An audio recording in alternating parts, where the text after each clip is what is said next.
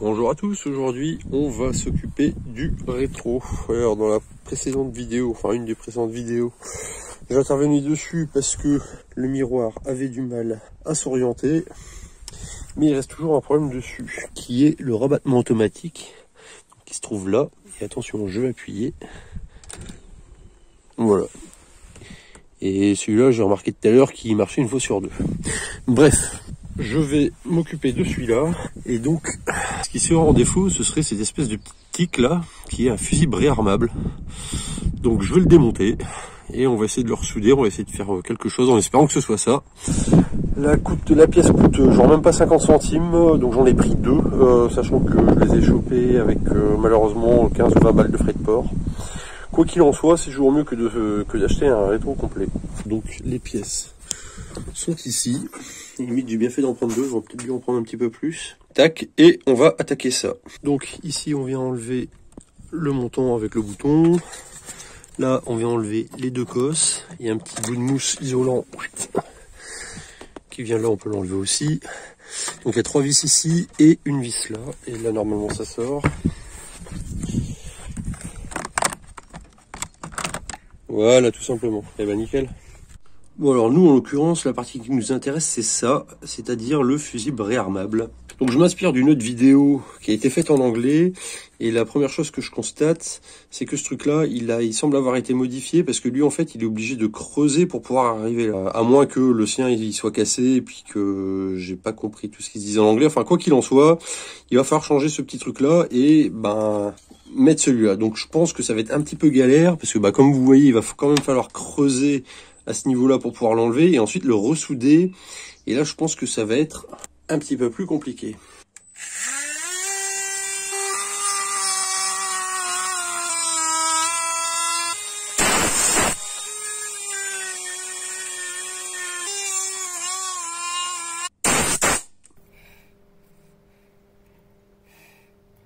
Alors c'est là que ça va être ultra délicat. Puisque les deux petits points qui scintillent, et c'est là où je dois me raccorder. D'accord, donc en fait, le fusible réarmable, en fait, il est planté droit, et ensuite, les pattes partent en équerre, pour rentrer là-dedans.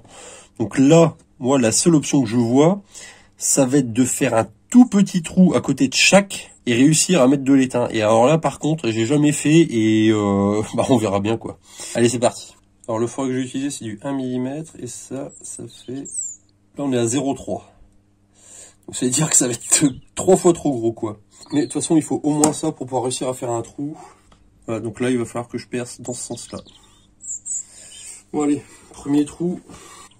Qu'est-ce que je fais? Je vais le faire sur la droite, sur la gauche, pardon.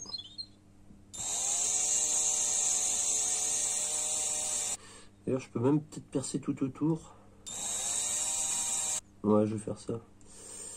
Ça, ce sera peut-être plus facile. Je vais regarder si j'ai pas des raccords avec ma Dremel qui pourraient m'aider à faire ça. Alors j'ai trouvé ce raccord là qui va me permettre en fait de creuser tout doucement tout autour. C'est plutôt pas mal pour le moment. Ah ouais, il y a de l'idée, ouais. Donc voilà ce que ça donne. Pour moi, il y a assez de portée. Maintenant, il va falloir nettoyer un peu plus les bouts qui sortent et puis souder. Là je pense que ça va être la partie la plus difficile. Donc là l'idée que j'ai, ça va être de couler de l'étain dans chaque trou, le fondre et je viendrai après le refondre pour pouvoir mettre la nouvelle pièce. Je sais pas du tout si ça va marcher. Au niveau écartement on n'est pas trop mal. Est-ce que je peux remplir d'étain et après le foutre comme ça? On va tester. On va tester. Là si je fais ça là, qu'est-ce qui se passe? Ok, donc on a le temps un petit peu.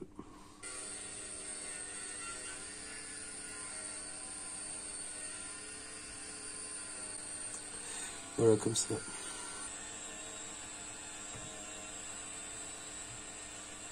Je vais redonner un petit peu sur celui-là. Mais je laisse que ça bouge. On va regarder de fixe. Ah, voilà. Une petite merde là. Phase 2. Enfin, phase 2. Trou numéro 2. Alors tout à l'heure au début il fallait mettre un petit peu dessus pour que ça fonde et que ça fasse une petite boule. Et ensuite on pouvait attaquer.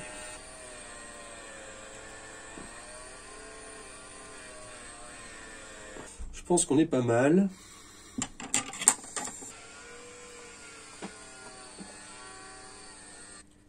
De 1. Ah, merde. Ok. De 1. Comme par hasard, le deuxième est un peu plus capricieux. Voilà. Ça me paraît pas trop mal en fait. Voilà, et pour éviter qu'il y ait des merdes qui rentrent en contact, volontairement, j'ai rajouté un petit peu de colle chaude. Alors attention, le moment que vous attendiez tous. Moi je connais déjà la réponse.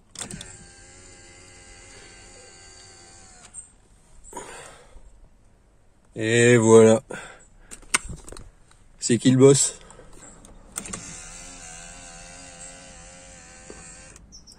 Et voilà, donc en fait, pour résumer, un moteur qui avait du mal à faire rentrer le rétroviseur en mode stationnement, un petit fusil réarmable qui coûte genre dans les 50 centimes. Malheureusement, il faut compter 10-20 balles de frais de port et un petit peu de matériel pour pouvoir faire l'opération, mais voilà, ça reste réalisable et avec, je pense, si vous êtes un petit peu minutieux, c'est quand même assez facile.